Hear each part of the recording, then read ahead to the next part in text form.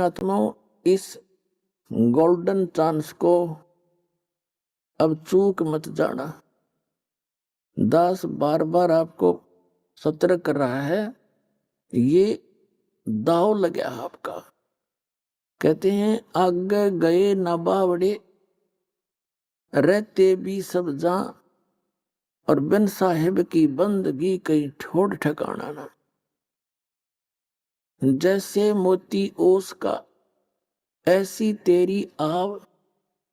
और गरीबदास कहते हैं महाराज जी, गरीबदास कर बंदगी भाई बोहर नहीं ऐसा दाव। ये दाव है आपका, एक मौका लग गया है असंख्य जन्मों के उपरांत। और पुण्यात्मा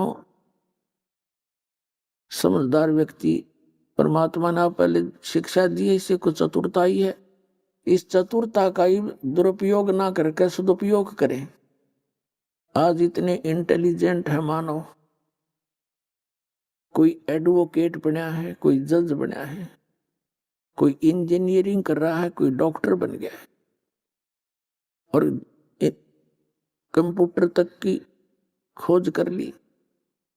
तो परमात्मा ने आपको ये माइंड दिया है, और हमारा उद्देश्य क्या है, इस पर भी थोड़ा सा ध्यान दो। आज आपने बालक पढ़ा दिया, बेटा या बेटी, अच्छी पोस्ट मिल गई। एक बता रहा था मेरा रिश्तेदार का, वो भी अच्छी पोस्ट थी उसकी, उसका पुत्र एसडीएम सेलेक्ट हो गया, ब्याह की तैयारी थी, और वो अपने मित्रों को इनवाइट करने के लिए जा रहा था। दुर्घटना होगी, नई कार खरीद रखी थी, दुर्घटना में वह कार भी गई, इकलौता पुत्र भी गया।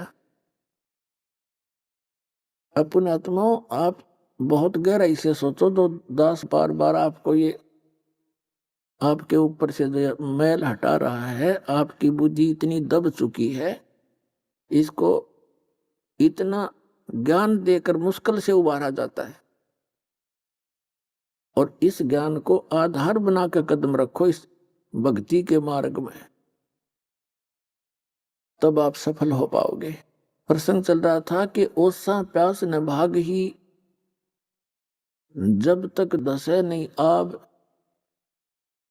तो कम से कम पूरे 24 घंटे में से आप 2 और 3 घंटे भी भगवान के लिए दे दोगे ना, आपका काम बड़ा पड़ा है। पर मर्यादा में रहना, मर्यादा से बाहर नहीं होना। अब देखो पुण्यात्मा, ये दूसरे संत भी परमात्मा की वाणी को पढ़कर जैसा उनकी बुद्धि ने काम करा, कुछ थोड़े बहुत मिलते जुलते से ज्ञान को बताते रहे। वो भी कहते हैं 2.5 घंटे भक्ति करो, जैसे 24 घंटे हैं दिन रात में, तो 10% समय भी मालिक में ला दें तो 2.5 घंटे बन गए, यानी 2 घंटे 40 मिनट ला लो। तो कहने का भाव ये है कि इतना समय आप इस सत्य भक्ति पर दोगे तो उसका फल मिलेगा, और इतना ही समय आप अन्य संतों के कहने से, उनके द्वारा बताए गए मार्ग में लगाते तो वो व्यर्थ था, वो व्यर्थ था। तो अब समय भी आपका लगे और उसका सदुपयोग भी हो, सतभक्ति करेंगे तो इतने में आपका मोक्ष हो जाएगा। मर्यादा इसमें बहुत जरूरी बताई है।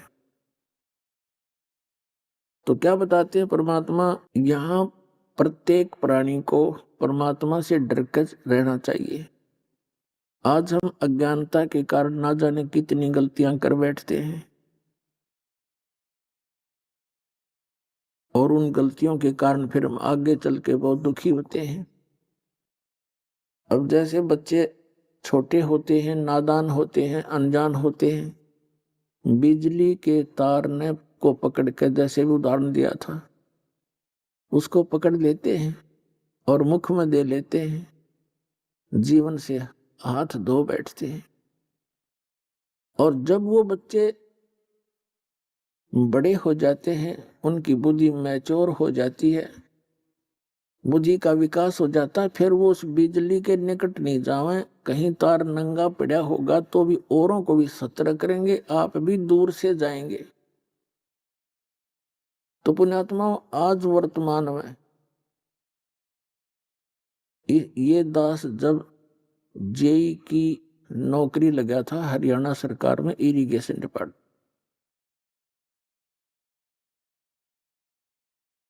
सन 1977 में, उस समय पूरे विभाग में एक आधे अधिकारी के ऊपर उंगली टेका करती कि वो रिश्वत लेता है, और सब हॉनेस्ट होते थे।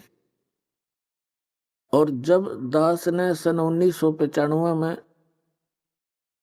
इस भक्ति मार्ग पर लगा, गुरुदेव के आदेश से नाम दीक्षा देने लगा, समय का अभाव हुआ। 1995 में 18 वर्ष सर्विस करके रिजाइन कर दिया, सर्विस छोड़ दी। तो उस समय 18 वर्ष के अंदर इतनी गिरावट आ गई थी कि एक आधे अफसर पर उंगली टिका करती कि वो रिश्वत नहीं लेता, बाकी सारे डूब लिए। तो कितनी स्पीड से गिरावट होगी हमारी। इस काल ने यू नाश करना था, हमारे अंतःकरण में मलिनता भरनी थी। माया की दौड़, इसको विकास मानते हैं।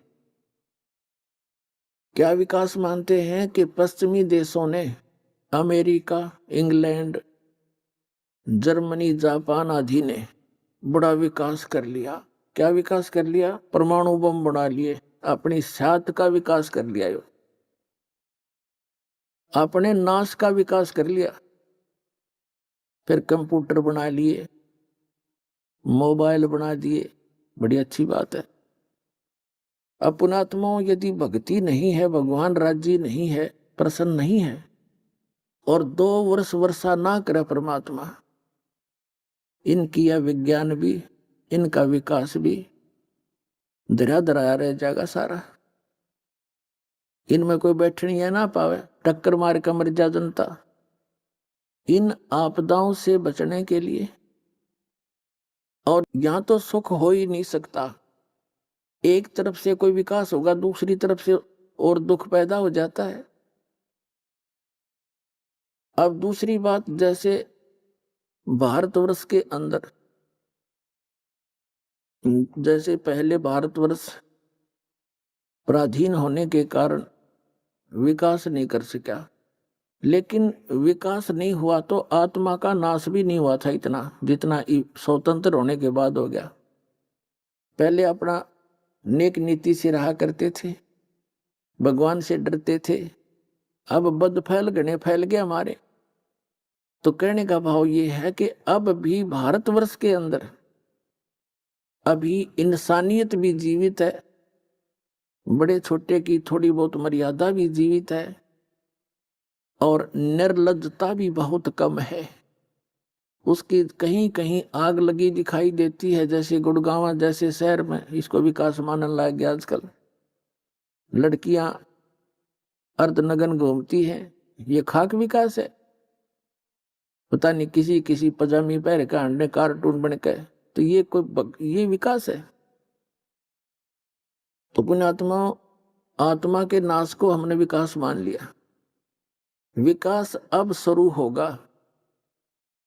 हम परमात्मा की शरण में रहेंगे, भक्ति करेंगे, और परमात्मा हमारे को अनेक आपदाओं से बचाएगा। और जो आवश्यकता हमें होगी हमारे अनुकूल, उस आवश्यकता को भगवान पूरा करेगा। कितना है कोई अपने आप को विद्वान मान रहा हो और वैज्ञानिक मान रहा हो, और उसके सामने कोई आपत्ति आ जाती है तो कोई विकल्प नहीं उसके पास, और हम उस परमपिता की आड़ में चलेंगे, शरण में रहेंगे, तो हमारे ऊपर कोई ऐसी आपत्ति आओगी तो परमात्मा आपको नारा दिखाओगा कि भगवान ऐसे काम करता है।